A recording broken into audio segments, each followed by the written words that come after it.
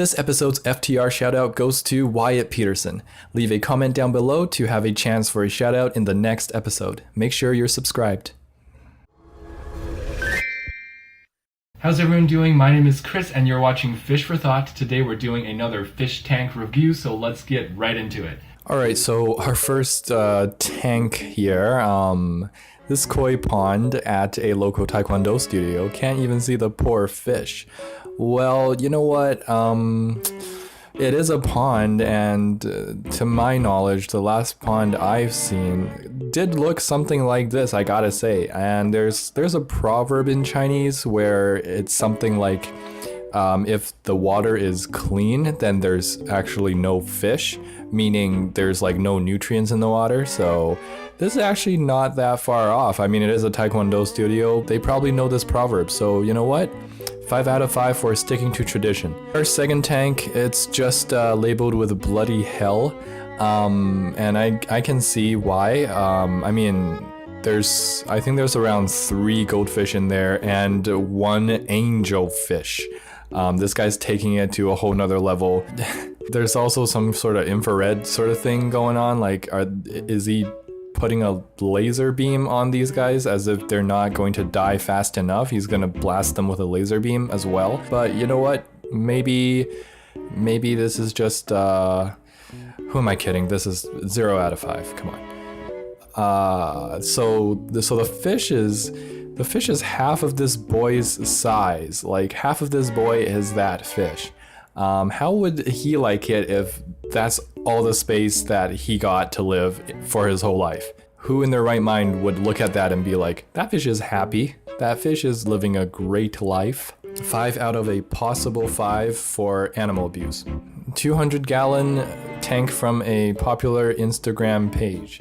Well, that's amazing because this tank has more fish than my local aquarium does. Honestly though, the color scheme and the species choice of fish, they all seem to go together, so aesthetically pretty pleasing. However, this is animal abuse, so 5 out of 5, 5 out of the possible 5 for animal abuse. Now this is an interesting tank. I like how the caption is like, this tank has cloudy water, as if this is totally just like any other tank I've ever seen in my life. It's like, oh, this tank is a regular tank, except it's got cloudy water. At first I was like, it's probably just new tank syndrome, you know? This guy definitely doesn't know about new tank syndrome and that there's a explosion of colony of bacteria that happens. But then I considered that this tank might not have a filter. It kind of looks like a cooking pot, but so if it doesn't have a filter, it fails as a fish tank. I mean, there's goldfish in there and they look like baby koi. And it also doesn't really function as furniture either, because that lid looks like it is not flat. And if you put a mug on it or anything, it's just gonna slide right off. So 0 out of 5 for bad furniture. My cousin's tank. In what world is that a tank? That's like saying this is a tank. It just looks like your cousin picked the closest Tupperware container that he can find and plopped his new pet fish into it and called it a tank. Call it a day, really. 0 out of 5 tanks. Alright, looks like we got our scam of the week going over here. Offer I can't refuse. Just got a brand new 10-gallon for half of this. I wouldn't be surprised. I agree with you, dude. I mean, the caption says it's a 3-gallon fish tank and accessories. Right off the bat, I don't think that thing is 3 gallons, okay? I know 3 gallons and that thing don't look like 3 gallons. I mean, it's got some decor. The gravel is an interesting choice. I gotta say, I'm not sure if I'm down with the red. I mean, for $100, you can get your hands on half a football, some wires, some frickin' cinnamon heart candy, and a pirate ship. I mean, seems worth it. Yep. 1 out of 6. Found this tank, I'll rescue them. Best part, she said, I don't have to clean the tank because the snail and the sucker mouth do it. Does that tank look clean to you? Alright, first of all, lady, the snail and the sucker mouth clean the algae, but they're not going to eat the poop of everything in there.